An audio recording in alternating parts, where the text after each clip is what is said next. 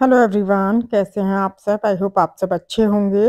तो ये मेरी बेटी का बर्थडे का लास्ट व्लॉग गया था। उसके नेक्स्ट डे मैं मॉर्निंग का मौसम दिखा रही हूँ। इतना भयंकर मौसम और इतना ख़राब मौसम हो रखा था ना कि जिसका कोई सोचा ही नहीं था। और एक दिन पहले एकदम सही मौसम था और बारिश भी शुरू हो गई। मतलब एकदम से इतनी ज़्यादा ठंड हो गई ना, तो मैंने सोचा चलो आपको दिखाती हूँ मौसम। हमारे यहाँ का मौसम ऐसा है, कभी भी कुछ भी हो सकता है और कभी भी कुछ भी बदल सकता है। और सच कहूँ ना तो आज के टाइम में इंसान भी सेम ऐसे ही हो गया है। कब कौन पलट जाए या बदल जाए या क्या, मतलब कब किस बात पर नाराज हो जाए, गुस्सा हो जाए, कुछ पता नहीं चलता। तो सेम मौसम और इंसान की तुलना अगर देखी जाए तो सेम ही है। मौसम कब बदल जाता है पता नहीं होता, बिना बताए कभी भी बदल सकता है मौसम। सेम ऐसे ही इंसान आज के टाइम में, रिश्तेदार हुए, इंसान हुआ, कोई भी कुछ भी, कोई भी बदल जाता है। तो आज जो है मेरी बेटी का बर्थडे के नेक्स्ट डे मैं आपके साथ शेयर कर रही हूँ ब्लॉग। तो यहाँ पर जो है मैं, जैसे कि आप सबको पता है बर्थडे था तो सब कुछ फैला हुआ था।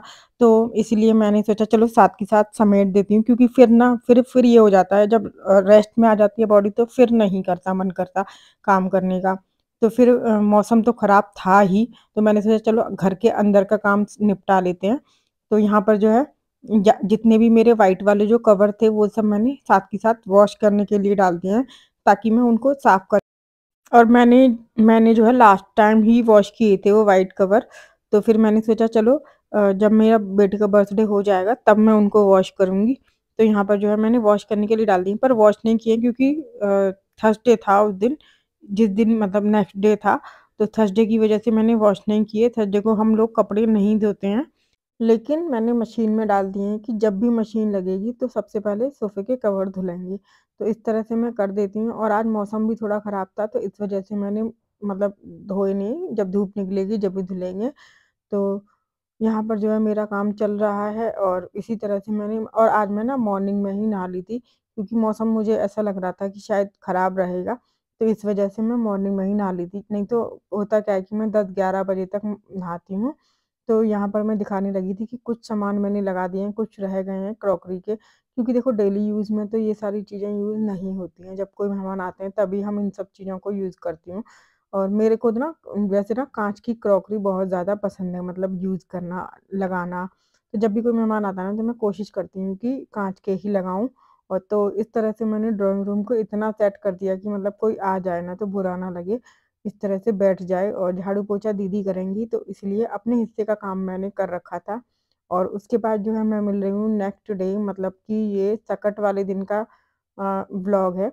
जिस दिन सकट था उस दिन सकट था, आई थिंक फ्राइडे को 17 जनवरी को, 17 जनवरी को सकट था। तो उस दिन भी मैं मॉर्निंग में पूजा-वूजा करी, नहाई-धोई और बाल-वाल धोए थे। बाल धोकर नहाई थी क्योंकि त्योहार होते हैं, पूजा-पाठ होती है तो उस दिन तो यही रहता है ना कि बाल धुल जाएँ तो अच्छा ही है। तो यहाँ पर जो है दोपहर में मैं लेकर आई हूँ सब्जियाँ, क्योंकि सकट वाले दिन हमारे यहाँ पर ना पक्का खाना बनता है।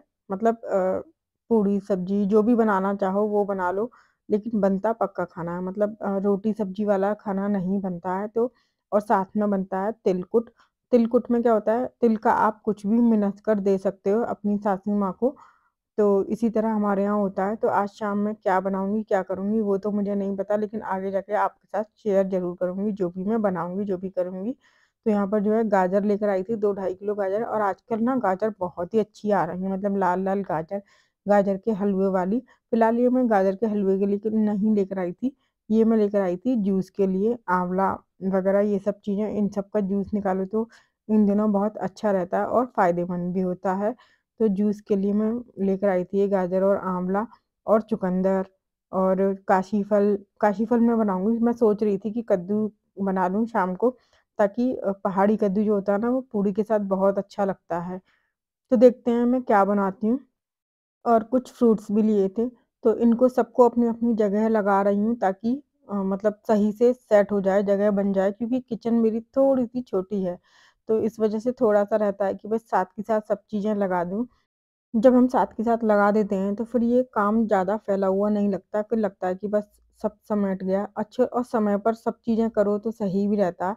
तो इसी तरह से मैं कोशिश करती हूँ। कभी ऐसा होता है कि मैं नहीं करती, आलस आ जाता है तो फिर नहीं करती, लेकिन अक्सर करके कोशिश ये रहती है कि साथ के साथ सब्जियों को, सब फलों को, सबको अच्छे से, और इनको भी मैं जूस मैं यूज़ करती हूँ, ये है कीनू मतलब ऑरेंज नहीं है, ये कीनू है। कीनू को संतरे मतलब संतरे जैसे दिखते हैं, पहले मुझे इनकी पहचान नहीं हुआ करती थी, बट अब धीरे-धीरे सब समझ में आने लगे और जब मेरी शादी हुई हुई थी, तब मैं बहुत सारी चीज़ों की, दालों की मुझे पहचान नहीं हुआ करती थी।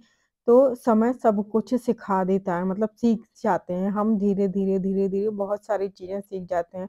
सब्जियों के नाम नहीं पता होते थे किसी टाइम में मुझे कि इसको क्या बोलते हैं, इसको क्या बोलते हैं, बट धीरे-धीरे सब कुछ सीख गई। तो यहाँ पर मैं सब्जियों को दिखा रही थी, कितनी अच्छी लग रही हैं लाल-लाल और हरी-हरी सब्जियाँ। और आजकल सर्दियों में सब्जियाँ तो बहुत ही गज़ब की आ रही हैं, मतलब इतनी सब्जियाँ आ रही हैं कि जिसका कोई अंदाज़ा नहीं है। तो यहाँ पर मैं आ गई हूँ धूप में, क्योंकि धूप अच्छी खासी थी और बाल भी मेरे थोड़े-से गीले थे, तो मैंने सोचा चलो धूप में बाल भी सुखा लूँगी और साथ ही साथ अ, बथुए को भी साफ करूँगी। तो यहाँ पे थोड़ा-सा धूप में मैंने पहले अपने बाल सुखाए, क्योंकि 1 दिन पहले मौसम इतना ख़राब था और दूसरे दिन देखो धूप कितनी अच्छी लग रही है। तो मौसम का कुछ पता नहीं होता कब क्या हो जाए।